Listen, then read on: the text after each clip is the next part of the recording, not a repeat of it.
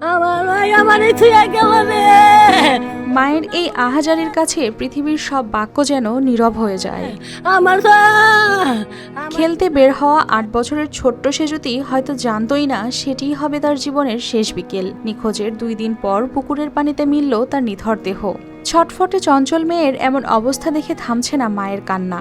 এ ঘটনায় শোক আর রহস্যে ভারী হয়ে উঠেছে পুরো এলাকা। আমার মায়ের খুব কষ্ট দিয়ে আমার সে গো, এমন কষ্ট এত দেখি নাই রে।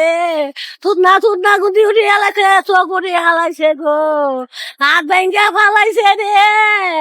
টাঙ্গাইলের সখীপুর পৌর শহরের মন্দিরপাড়া এলাকার বাসিন্দা ছোট্ট সেজুতি গেল ২০ জুন বিকেলে খেলতে বের হয়ে আর ফেরেনি সে। পরিবারের সদস্যরা অনেক খোঁজাখুঁজির পর কোনো সন্ধান না পেয়ে ওই রাতেই সখীপুর থানায় একটি সাধারণ ডায়েরি করেন। পরদিন রাতেই শিশুটিকে ফিরিয়ে দিতে ৩ লাখ টাকা মুক্তিপণ চেয়ে তার বাড়িতে ফোন করা হলে বাড়তে থাকে উদ্বেগ। 3 লাখ টাকা দিমু, তার একটু দেখাও। কয় কি দেখাই হামু না, এই যে 20 মিনিট টাইম দিলাম, এই 20 মিনিটের মধ্যে দেওয়ার নাকবো। এই নাকা দি করে দেখাইলো, দেখে না পাইরা মায় কয় আমার যত গয়না আছে পয়সা দাও, আমি তাও মেয়ে আছে। পরে হাসে মিনিট শেষ হইলো মতন কয় কেউ হয় না, কোনা বাড়ির বিড়িতে ফালিয়া দিলাম, নিয়ে যাইস। কিন্তু সবকিছুর অবসান ঘটে ২২ জুন সকালে। স্থানীয়রা উপজেলা পরিষদ সংলগ্ন পুকুরে একটি শিশুর মরদেহ ভাসতে দেখে পুলিশে খবর দিলে ঘটনাস্থলে পৌঁছে সেটি উদ্ধার করেন তারা। পরে ময়না তদন্তের জন্য পাঠানো হয় টাঙ্গাইল জেনারেল হাসপাতালের মর্গে। পরিবারের অভিযোগ সেজুতিকে হত্যা করার পর ফেলে দেয়া হয়েছে পুকুরে। এ ঘটনায় জড়িতদের শনাক্ত করে দ্রুত আইনের আওতায় আনার দাবি জানিয়েছেন তারা। এদিকে পরিবারটির পাশে থাকার আশ্বাস দিয়েছেন মুক্তিযুদ্ধ বিষয়ক মন্ত্রী আহমেদ আজম খান। আমার মেয়ে উপজেলায় মায়েরা ফালে দিছে।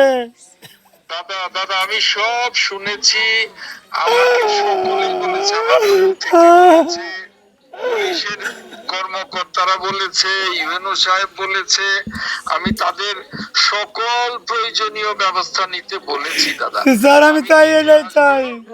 আমি নিজে আসবো, এসে আপনার পরিবারের পাশে আমি দাঁড়াবো, আমি আপনার পরিবারের পাশে থাকবো।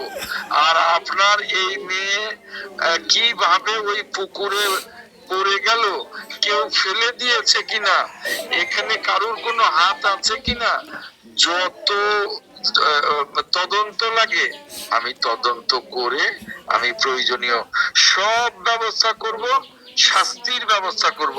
যে শিশুর হাসিতে একসময় মুখর ছিল বাড়ির আঙিনা, তার মৃত্যুতে সেখানে শুধুই শোক আর নিস্তব্ধতা। কিন্তু প্রশ্ন থেকেই যায়, ছোট্ট শিশুর সঙ্গে এমন নির্মম ঘটনা ঘটালো কারা? News desk, RTV।